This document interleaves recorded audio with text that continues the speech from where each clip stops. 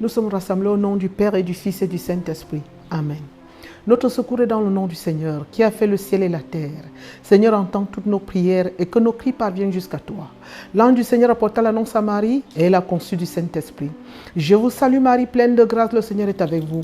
Vous êtes bénie entre toutes les femmes et Jésus, le fruit de vos entrailles, est béni. Sainte Marie, Mère de Dieu, priez pour nous pauvres pécheurs, maintenant et à l'heure de notre mort. Amen. Voici la servante du Seigneur, qu'il me soit fait selon ta parole. Je vous salue Marie, pleine de grâce, le Seigneur est avec vous. Vous êtes bénie entre toutes les femmes et Jésus, le fruit de vos entrailles, est béni. Sainte Marie, Mère de Dieu, priez pour nous pauvres pécheurs, maintenant et à l'heure de notre mort. Amen. Et le Verbe s'est fait chair et il habitait parmi nous. Je vous salue Marie, pleine de grâce, le Seigneur est avec vous. Vous êtes bénie entre toutes les femmes et Jésus, le fruit de vos entrailles, est béni. Sainte Marie, Mère de Dieu, priez pour nous pauvres pécheurs, maintenant et à l'heure de notre mort. Amen. Priez pour nous, Sainte Mère de Dieu, afin que nous soyons rendus dignes des promesses de Jésus-Christ. Prions le Seigneur. Que ta grâce, Seigneur Dieu, notre Père, se répande dans nos cœurs, dans nos âmes, dans nos maisons, dans nos cœurs meurtris, nos cœurs brisés, qui souffrent, qui pleurent, mon Dieu Sauveur. Par le message de l'ange Gabriel, tu nous fais connaître l'incarnation de ton Fils Jésus-Christ, notre Seigneur et Sauveur, notre Dieu. Conduis-nous par sa passion et par sa sainte croix, soutenu par notre maman, la bienheureuse Vierge Marie, soutenu par son illustre chaste temps d'époux Saint Joseph, soutenu par tous les saints et saintes du ciel, jusqu'à la gloire de notre propre résurrection. Par Jésus le Christ, notre Seigneur et Sauveur, notre Dieu, qui vit toujours et règne avec toi dans l'unité du Saint-Esprit, un seul Dieu, pour les siècles des siècles. Amen. Nous devons toujours commencer à saluer la Vierge Marie parce que c'est elle qui nous rassemble. Nous sommes les enfants, les bien-aimés de la Vierge, les enfants de la Vierge Marie, les fils de Dieu vivant, les frères de Jésus, frères bien-aimés de Jésus-Christ. Nous commençons toujours par saluer la cour céleste. Nous saluons notre maman qui est la mère de la cour céleste, celle qui nous rassemble tous les jours de notre vie, celle qui nous rassemble en ce moment ici, Seigneur, pour parler de son Fils, pour parler toujours de son Fils, pour parler de Jésus-Christ, pour parler de Dieu. Et pour arriver à Dieu, il faut toujours passer par son Fils Jésus-Christ, notre Seigneur et Sauveur de notre Dieu. Beaucoup disent, pourquoi passer par la Vierge Marie? Toujours, pourquoi est-ce que nous devons toujours passer par la Vierge Marie pour atteindre son Fils? C'est quelque chose de naturel, c'est quelque chose de physiologique. Lorsqu'on entre dans une maison, la mère d'une maison, c'est la maman. Celle qui gouverne la maison, c'est une femme. Lorsqu'on entre dans une maison pour chercher papa, on cherche d'abord à rencontrer la maman. Maman, je vous dis bonjour, je voudrais rencontrer papa. Est-ce qu'il est là? Que vous vaut l'objet de la visite? Maman, c'est lui-même qui m'a donné rendez-vous en ce jour pour venir le rencontrer. Attendez un peu, je l'appelle. Parce que vous avez donné tous les respects à maman va vous présenter son époux ou son fils ou son père. Nous passons toujours par la Vierge Marie pour dire bonjour à tous ceux qui nous écoutent en ce moment, tous ceux qui sont avec nous en ce moment. Bonjour la Mère de Dieu, bonjour à son illustre chaste temps d'époux, bonjour à Sainte Thérèse de l'Enfant Jésus, bonjour à Sainte Rita, à tous les saints et saintes du ciel. Aujourd'hui, nous allons amorcer le sujet comment rester accroché à Dieu pendant toutes les tempêtes, épreuves et de toutes sortes. Chaque jour, toujours plus pénible que les précédents. Oui, nous devons rester toujours accrochés à Dieu. Parce que nous ne cherchons pas Dieu. Nous ne cherchons pas Dieu pour que Dieu nous donne des immeubles. Nous ne cherchons pas Dieu pour que Dieu nous donne des milliards. Nous ne cherchons pas Dieu pour que Dieu nous donne, je ne sais pas trop quoi, des richesses de toutes sortes. Nous cherchons d'abord Dieu parce que lui-même a dit, nous cherchons Dieu pour le connaître. Parce qu'il nous a, lors de notre catéchèse, lorsque nous étions des enfants, nous avons fait la catéchèse pour recevoir notre premier repas avec le Seigneur, c'est-à-dire la première communion. Qu'est-ce qu'on nous posait comme question? Je me rappelle toujours comme si c'était hier, je n'avais que 10 ans, 11 ans. Pourquoi Dieu t'a créé? Dieu m'a créé pour l'aimer, le servir, afin d'obtenir la vie éternelle. Zamanga comme wasudie, zamanga comme mana, me yam nyame ding me sie feigner, doit me que beli ining vam kwam. C'est ça d'abord. Donc malgré toutes les épreuves que je rencontre sur ma route avec Dieu, je dois toujours rechercher nous devons toujours rechercher la sainte face du Seigneur. C'est le plus important pour nous, c'est l'essentiel. Même si nous subissons, même si nous vivons les martyrs chaque jour, lorsque nous regardons notre vie aujourd'hui, nous regardons la vie de ceux qui nous ont précédés dans la gloire. Les saints, les prophètes et les missionnaires, les martyrs d'autrefois. Quand autrefois vous étiez appelés chrétiens, vous étiez condamnés à mourir martyrs. Ça, Personne d'autre ne peut me prouver le contraire. Vous étiez condamné, un condamné à mort. C'est le mot pour moi. Le condamné à mort. À tout moment, vous pouvez perdre votre vie parce que vous êtes accroché sur la vie. La vie avec grand V, c'est-à-dire Jésus-Christ. Et lorsqu'on s'accroche sur la grande vie, excusez-moi, la grande vie, je ne mets pas le E, la grande vie, c'est-à-dire le Christ, parce qu'il ne parle pas de la grande vie, que les autres peuvent confondre avec quoi que ce soit. Lorsqu'on s'accroche sur la grande vie, on minimise le reste. Le reste, ce sont des accessoires. Le reste, c'est secondaire. L'essentiel, c'est le Christ. Peu importe ce que nous vivrons, peu importe ce que nous portons, peu importe ce que nous supportons, peu importe ce que nous souffrons, accrochons-nous sur la grande vie, c'est-à-dire le Christ. Lorsqu'on avait le Christ, on a tout eu sur la terre des vivants. Selon moi, qu'est-ce qui vaut la vie éternelle? Ce n'est pas la robe que vous porterez sur vous qui vous accompagnera au ciel. Ce ne sont pas les chaises sur lesquelles vous vous asseyez qui vont vous accompagner au ciel. Ce n'est pas une maison marbrée qui va vous accompagner au ciel. Pas du tout. Ce n'est pas les bijoux en or, en massif, diamant, saphir qui vous accompagneront près de Dieu. Tout cela, ce sont des accessoires pour moi. Ça n'a même pas d'importance. L'importance pour moi, c'est de connaître Dieu. Rester connecté à Dieu. Quel que soit ce que nous portons, quel que soit ce que nous souffrons, et de plus en plus chaque jour, ne regardons pas tout cela. Fixons notre regard sur le Christ. Fixons notre regard sur la croix qui nous regarde devant. Un peu lorsque vous côtoyez une forêt vierge, vous cherchez le man caché dans une forêt vierge. Vous l'apercevez de très très loin, comme une lumière qui vous éblouit au lointain. Lorsque vous fixez votre regard sur la lumière, peu importe tout ce que vous traverserez pour avoir cette lumière, vous rencontrerez des éléphants, vous rencontrerez des crocodiles, vous rencontrerez des trucs horribles, vous rencontrerez je n'ose pas citer les noms ici, vous rencontrerez des lions, vous rencontrerez même des anacondas de toutes sortes. Ces anacondas ne peuvent rien contre vous parce que vous êtes ointe de Dieu, parce que vous allez à la recherche de quelque chose de plus important. Vous allez à la recherche de l'essentiel. Vous allez à la recherche de la vie éternelle. La vie éternelle n'a pas de prix. Combien ont eu des milliards qui ont voulu monnayer Dieu pour avoir les vies éternelles, mais ils n'ont pas pu. Combien ont eu des maisons qui ont construit des maisons, ils ont même vendu des maisons pour avoir la vie éternelle. Le Seigneur a dit, il est trop tard. Je vous ai donné tout le temps sur la terre pour le faire. Il est trop tard. Donc rien ne peut acheter la vie éternelle. C'est vrai que c'est notre comportement qui peut nous donner la vie éternelle. Ce que Dieu nous donne, partageons avec les autres. Partageons, donnez pour les autres. Si vous avez deux, donnez un. Si vous avez un, divisez en deux. Si vous avez le demi, subdivisez, c'est ça. Acquérir la vie éternelle. Acquérir la vie éternelle, c'est le partage. Partagez les milliards que Dieu vous donne. Les milliards ne sont pas mauvaises. Les milliards, la fortune n'est pas mauvaise, au contraire. Ceux à qui le Seigneur a donné des milliards, je crois que le Seigneur les a beaucoup bénis parce que lorsque le Seigneur leur a donné des milliards à certaines personnes, ça leur a permis de voir les autres habillés, de voir les autres vêtus, de voir les autres chaussés, de voir les autres habiter des maisons. Combien chaque jour je pleure, nous pleurons ici, mes enfants et moi. Nous pleurons lorsque nous rencontrons des situations difficiles, ceux-là qui n'ont même pas de maison, ceux-là qui n'ont pas où vivre, ceux-là qui n'ont même pas de quoi manger. Je me disais toujours, je me suis toujours dit, Seigneur, comment je vais faire? Cette maison, elle est toute petite. Nous dormons par terre, par-ci, par-là. Est-ce que tu ne peux pas nous acquérir notre maison? Même lorsqu'on dort par terre, ça ne suffit toujours plus. Moi, je ne parle pas de ma maison. Je n'ai pas de maison sur la terre. La maison que le Seigneur a attribuée à ses enfants pour la prière. Par les mains de celui-là, du bienheureux celui-là qui m'a épousé. C'est la maison de celui qui m'a épousé. Alors, je me dis toujours, s'il avait su qu'il construirait plus que cela, parce que ça ne suffit toujours pas pour les enfants de Dieu. Combien sont venus à nous ici qui n'avaient rien pour manger, qui n'ont même pas où s'abriter et que je ne peux plus faire autrement parce qu'il n'y a même pas plus où loger les gens.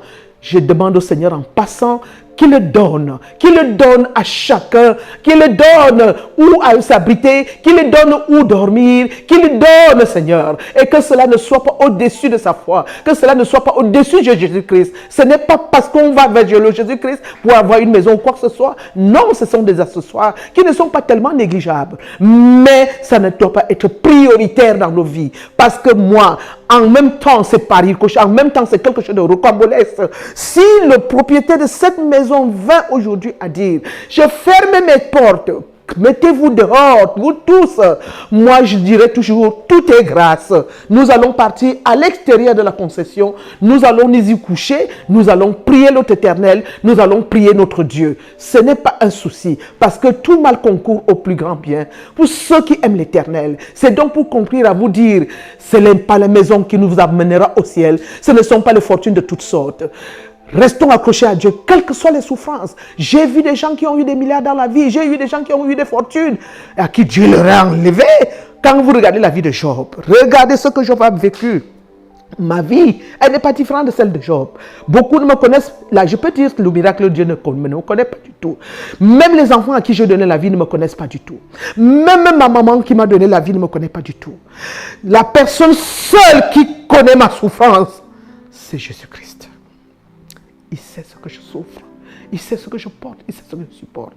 Je n'ai pas besoin de brailler là-dessus. Je n'ai pas besoin de faire de publicité là-dessus. Parce que je sais que je souffre dans mon âme. Je souffre à l'intérieur de moi-même. Je souffre dans ma chair. Peut-être que je ne souffrirai pas dans mon âme, parce que mon âme n'a aucun problème. Je me suis trompé en disant que mon âme souffrait. Quand je dis mon âme souffrait, ça dit mon cœur souffre. Je pense à ma souffrance tous les jours. Parfois, ça me fait verser des grandes larmes. Les larmes, il n'est pas interdit de pleurer. Quand vous pleurez, vous êtes consolé. Quand vous pleurez, vous vous apaisez. Quand vous pleurez, vous êtes calme, vous êtes tranquille. C'est donc pour dire à chacun, quel que soit ce que vous souffrez, balayez du revers à la main tout ce que vous souffrez et laissez en arrière. Et fixez votre regard sur le trophée. Le trophée, c'est le très haut. Le trophée, c'est le très haut. Le trophée, c'est celui-là. Le trophée, Jésus-Christ n'a pas de nom plus beau. Plus bon que Jésus, plus beau que Jésus-Christ. Parce que le trophée, Jésus-Christ est trop petit pour son nom. Le trophée est trop petit pour son nom. Rien que le regarder, rien que le voir, vous avez envie de rester avec lui pour toujours. Ma plus belle raison de vivre, ma plus belle joie, ma plus grande joie, c'est lorsque je me retrouve au sanctuaire. Parfois, j'entre au sanctuaire 100 fois sans savoir ce que je suis en train de prendre. Parfois, je ressors 100 fois sans savoir ce que je suis en train de chercher ailleurs. Mon esprit me ramène toujours ici parce que j'ai plus de paix lorsque je suis devant lui. Je suis rassuré, j'ai cette assurance. Je n'ai pas confiance parce que la confiance... Quand quelqu'un dit qu'il a confiance en Jésus-Christ, on a confiance lorsqu'on ne connaît pas quelqu'un. Moi, je dis que j'ai une assurance envers le Christ parce que je sais ce qu'il réserve aux esprits bienheureux. Je sais ce qu'il réserve à ceux qui souffrent pour lui. Je sais ceux qui ont tout rejeté et tous qui ont tout refusé pour accepter, dire oui à Jésus-Christ. Oui, c'est pour cela que j'ai cette assurance. Je suis heureuse. J'ai une joie. J'ai une joie indescriptible. J'ai une joie que personne, rien que Jésus-Christ, peut percevoir cette joie. Alors que je suis encore sur la terre. Mais quand serait-il donc lorsque je serai avec lui? Quand serait-il donc lorsque je veux m'en aller au ciel pour toujours? C'est vrai que de temps en temps, je monte au ciel. Quand j'étais toute petite, je dormais au ciel. Aujourd'hui, il m'amène de temps en temps. De temps en temps, dormir au ciel, rester avec lui et descendre, faire sa volonté. Quand je redescends, je n'ai pas besoin de régimber parce que le temps de rester au ciel n'est pas encore arrivé. J'ai du pain sur la planche.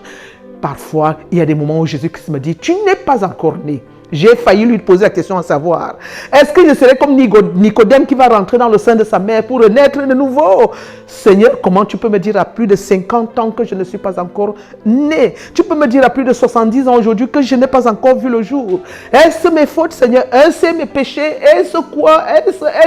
Je me pose toute une multitude de questions. C'est là où il me dit, ce n'est pas ce que tu penses. Parce que toi, mon immaculé, et c'est le nom qu'il m'a attribué, ce n'est pas que je suis l'immaculé. Non, non, non, non. Une maman peut appeler son enfant comme il voudra, mon chéri, mon ci, mon ça, mon papa, ma maman, mon papa et autres. Pas attribuer n'importe quel nom à son enfant. Ce n'est pas dire que même si une maman appelle son fils que tu es mon Dieu, tu es Dieu et tout, ce n'est pas le Dieu le très haut, ce n'est pas pour le comparer au Dieu. Non, c'est pour dire à son enfant que je t'aime. Alors il me dit tout le temps, mon immaculé, pour un être humain, je n'ai rien à te reprocher. Pour un être humain, quand je te regarde, quand je te vois, tu es plus que parfaite. Alors Seigneur, pourquoi tu dis donc que je ne suis pas encore né? Alors il me reprend le jour où il voudra bien. Peut-être tout de suite, peut-être après un endormissement, parce que c'est comme ça qu'il agit toujours. Lorsque son père, le Très-Haut, a créé Adam, il l'a endormi avant de prendre un peu de la chair pour créer son épouse Ève, sa compagne. Lorsque nous endormons un peu, il passe le message, quelques secondes suffirait pour dire, ton travail n'a pas encore commencé sur la terre, parce que tu vas aller au-delà des mers, traverser les océans, les mers, les rivières, pour proclamer celle-là que toi seul et seul connais, que seul et seul tu aimes sur la terre des vivants. Tu as aimé ma mère plus que moi-même qui suis son fils.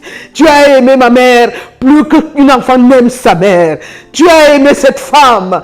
Alors beaucoup ne l'ont pas aimée, parce que beaucoup ne la connaissent pas. Tu traverseras donc des océans.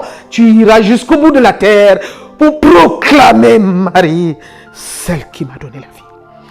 Seigneur, merci pour les épreuves. Merci pour les persécutions à outrance. Merci pour les souffrances. Ceux qui ont souffert, voilà, Sainte Rita est morte, Seigneur, avec une plaie puante sur le visage.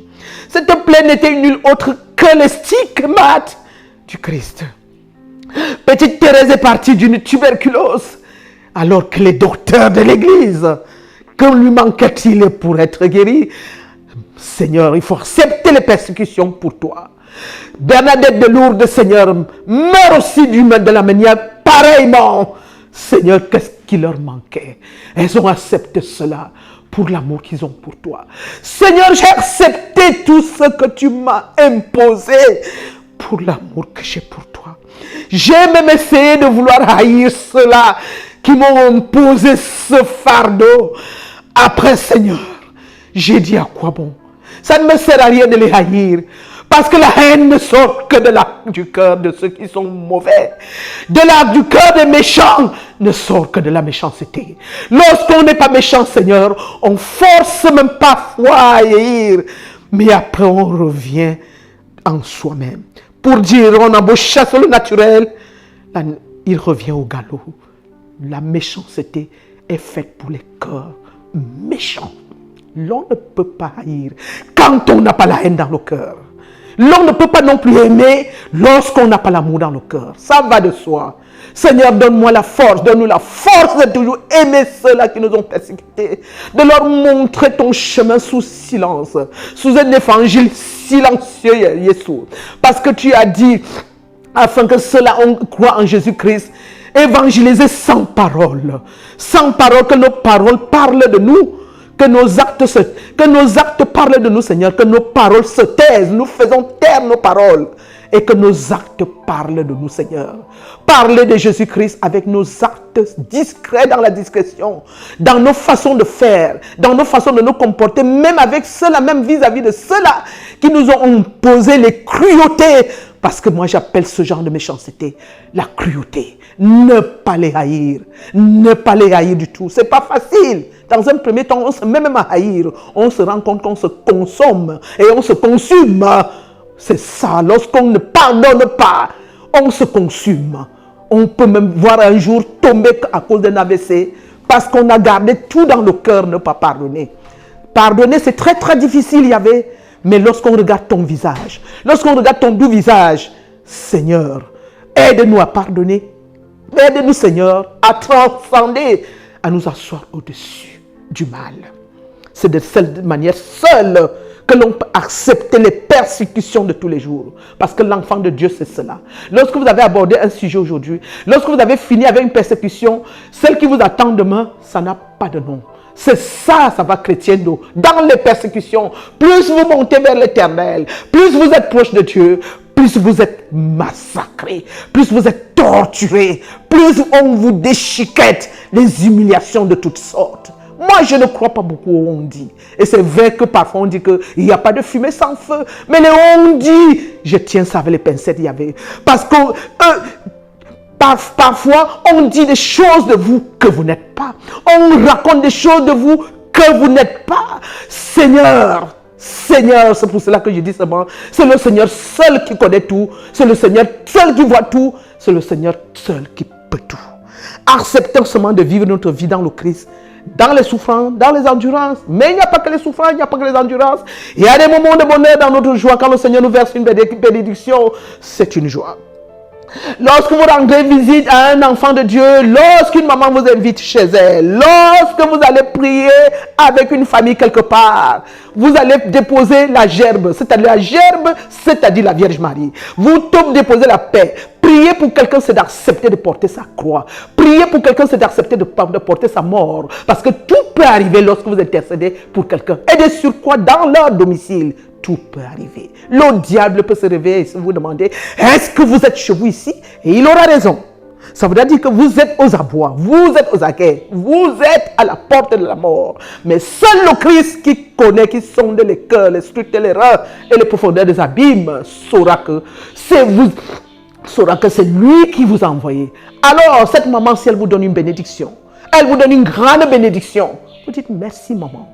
Vous baisez ces gens, vous dites mille merci parce que vous ne vous attendiez pas à cela, puisque vous n'êtes pas parti vendre quelque chose, une quelconque marchandise pour pouvoir escompter, avoir quoi que ce soit en retour. Non! De son âme gré, elle a pris sa volonté seule pour vous dire maman, merci pour elle parce que vous êtes venu, tenez une bénédiction. Et vous la prenez avec joie, tout cela vient de Dieu, c'est une bénédiction. Ça donne la joie dans le cœur. Ça donne la joie. Ça va plus loin à dire, Jésus à Christ a toujours dit, recherchez le chemin du royaume. Et toute chose supplémentaire vous sera donnée après. Pas plus tard qu'il y a une semaine, 2 semaines, j'ai discuté avec, une de mes filles a discuté avec moi. Une de mes filles du miracle de Dieu, mes enfants que le Seigneur m'a donnés par le monde. Parce que ma plus belle richesse, ma plus grande richesse, ce sont les enfants, ce sont les hommes que le Seigneur m'a donnés. Et je m'en réjouis. Ce n'est pas moi qui le dis, ce sont les autres qui avaient regardé ma vie. Ils ont dit, maman, lorsque tu partiras de cette terre, il n'y aura même pas de place pour les adultes et les vieillards. Ce ne sera que des enfants. Et ce ne sera pas dans votre maison, ça ne sera même pas dans une cathédrale, mais ce sera dans un stade omnisport entrée payant, rien que les enfants. Alors, j'ai constaté, donc j'ai compris que ma plus belle richesse, c'est les enfants. Alors, pas plus tard qu'il y a quelque temps, un de mes enfants se plaignait que Jésus-Christ, nous travaillons pour les autres tous les jours. Nous n'avons pas de bénédiction. Jésus-Christ, nous souffrons pour les autres. Quand quelqu'un entre chez maman Josepha, il ressort avec les miracles. Nous, alors, c'est quand? Depuis que nous te cherchons, depuis que nous te bénissons, depuis que nous te prions. J'ai arrêté, stop, en disant, non. Chaque chose a un temps que le Seigneur a fixé. Le Seigneur voudrait te voir d'abord faire pour les autres. Le Seigneur voudrait déjà voir ton œuvre, tes œuvres, voir ce que tu fais pour les autres. Et en plus, il t'a déjà béni. Regarde ceci, regarde cela, regarde ceci, regarde cela, regarde ceci, regarde cela. Je ne peux pas prononcer son nom parce que c'est dans l'intimité de mon cœur. Je ne peux pas le faire parce que ça reste intime. Lorsqu'on parle d'un enfant, on ne peut pas vendre cet enfant au marché. Il reste intime entre la mère et la fille. Merci, quand je lui ai ouvert les yeux, je dis regarde, regarde, regarde, regarde, regarde, regarde. Ne regardez pas seulement, ne recherchez pas seulement à regarder ce qu'il ne nous a pas encore donné. Regardez ce qu'il a fait pour vous. Il le fait chrétien de doucement, doucement, doucement, afin que vous atteigniez la plénitude, une plénitude que nous n'atteindrons jamais sur la terre. Parce que la plénitude, c'est Dieu.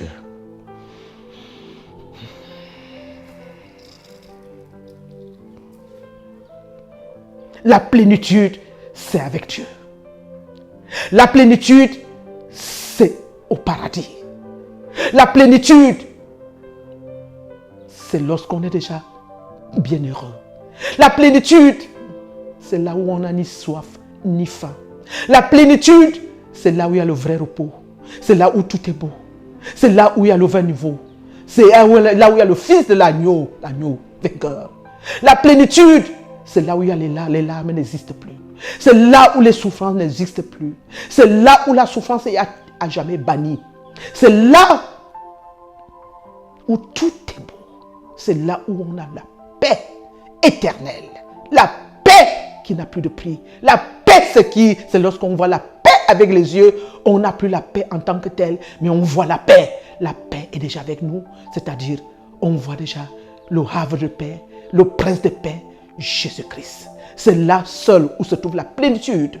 Parce que si vous attendez la plénitude sur cette terre, vous verrez que le mal marcherait toujours avec bien. Le Christ ne voudrait pas que nous rentrions totalement dans la plénitude, afin de ne pas vous mesurer à un Dieu.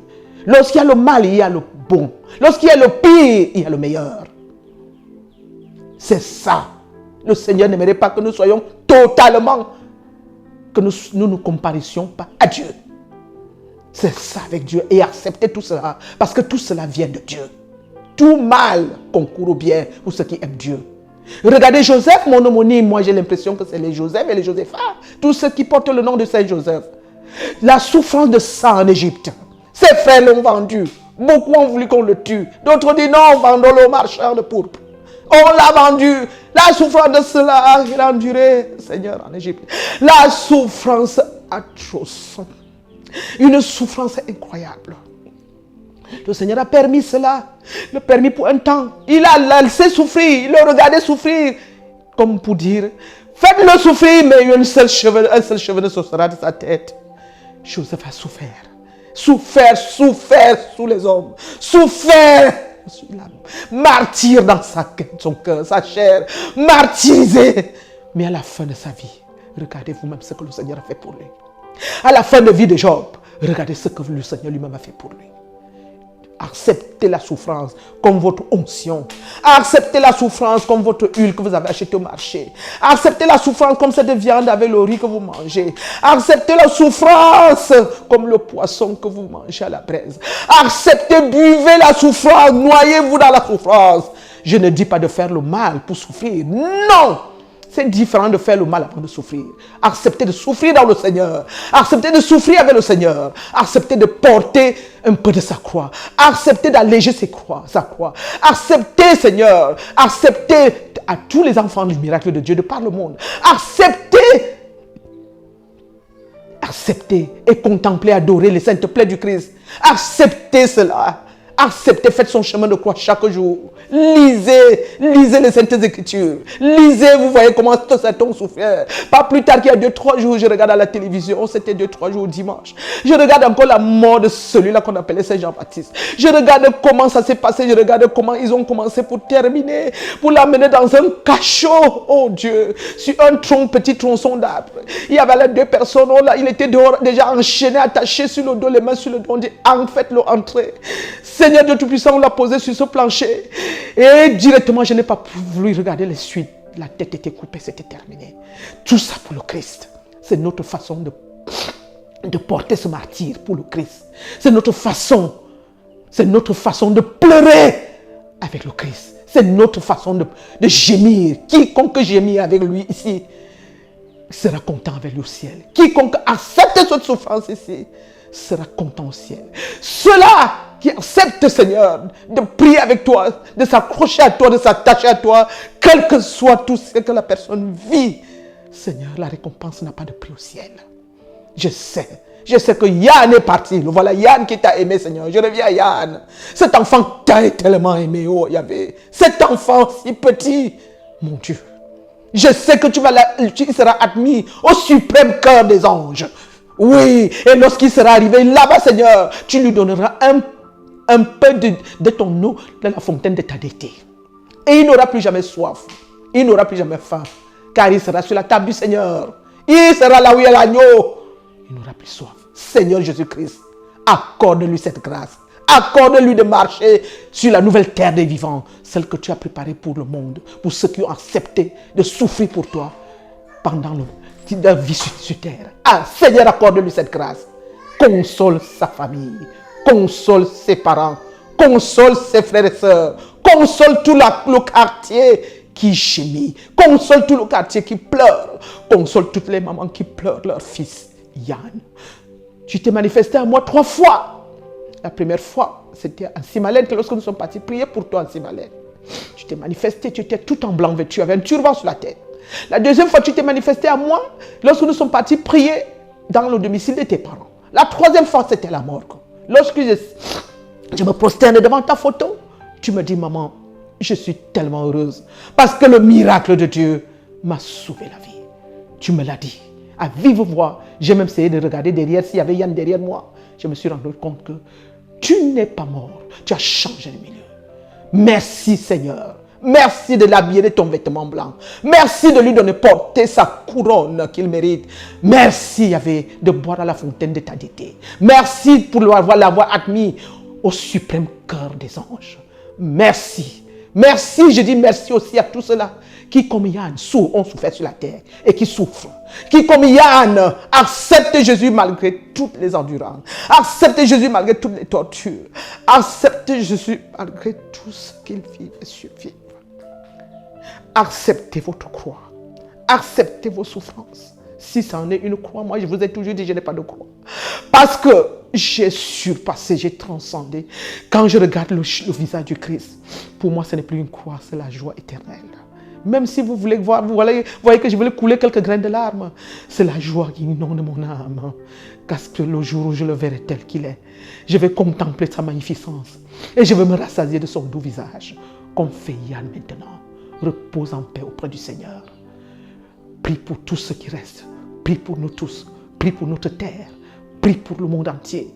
Tu es devenu un ambassadeur auprès de Dieu pour ta famille. Tu es devenu un ministre auprès du président de la République pour ta famille. Tu es devenu un ministre pour ta famille auprès de Dieu. Tu es devenu un ministre du miracle de Dieu auprès de Dieu pour nous. Prie, intercède pour nous. Que la terre de nos ancêtres te soit parfaitement légère. Amen, Yann. À très bientôt.